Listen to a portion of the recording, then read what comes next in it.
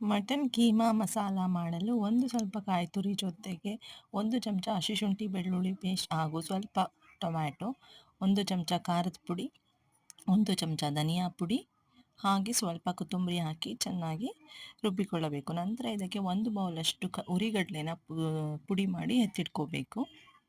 ಇದಿಷ್ಟು ಸ್ವಲ್ಪ ಪೇಸ್ಟ್ ಮಾಡಿಕೊಂಡ ನಂತರ ಇದರಲ್ಲಿ ಸ್ವಲ್ಪ ಪೇಸ್ಟ್ನ ನಾವು ಎತ್ತಿಟ್ಕೋಬೇಕು. ಅದಾದಮೇಲೆ ಇದಕ್ಕೆ ನಾವು ಕೀಮಾಗೆ ಕಟ್ ಮಾಡಿಟ್ಟಿರೋ ಮಸಾಲೆ ಮಟನ್ನ ಹಾಕ್ಕೋಬೇಕು. ಹಾಕ್ಕೊಂಡು ಹುರಿಗಡ್ಲೆನೂ ಹಾಕ್ಕೊಂಡು ಚೆನ್ನಾಗಿ ಈ ರೀತಿ ಫೈನ್ ಪೇಸ್ಟಾಗಿ ರುಬ್ಕೋಬೇಕು. ಇದಾದ ನಂತರ ಚಿಕ್ಕ ಚಿಕ್ಕ ಉಂಡೆಗಳಾಗಿ ಮಾಡಿ ಎತ್ತಿಟ್ಕೊಂಡು ಸ್ವಲ್ಪ ಎಣ್ಣೆ ಬಿಟ್ಕೊಂಡು ಒಂದು ಬಾಣಲೆಯಲ್ಲಿ ಅರ್ಧದಷ್ಟು ನಾವು ಕೀಮಾ ಉಂಡೆಗಳನ್ನು ಬೇಯಿಸಿ ಎತ್ತಿಟ್ಕೋಬೇಕು. ಇದಾದ ನಂತರ ಮೊದಲು ತೆಗೆದಿಟ್ಕೊಂಡಿರೋ ಸ್ವಲ್ಪ ಮಸಾಲನ ಅದೇ ಬಾಣಲೆಗೆ ಹಾಕಿ ಅದಕ್ಕೆ ಸ್ವಲ್ಪ ಕಾಯಿ ತುರಿ ಹಾಕಿ ಚೆನ್ನಾಗಿ ಒಂದು ಮಸಾಲೆ ರೆಡಿ ಮಾಡಿಕೊಂಡು ಅದಕ್ಕೆ ಕೀಮಾ ಬಾಲ್ಸ್ನ ಹಾಕಿ ನಂತರ ಈ ರೀತಿ ಕೀಮಾ ಮಸಾಲ ರೆಡಿ ಆಗುತ್ತೆ. ಇದನ್ನು ನಾವು ಚಪಾತಿ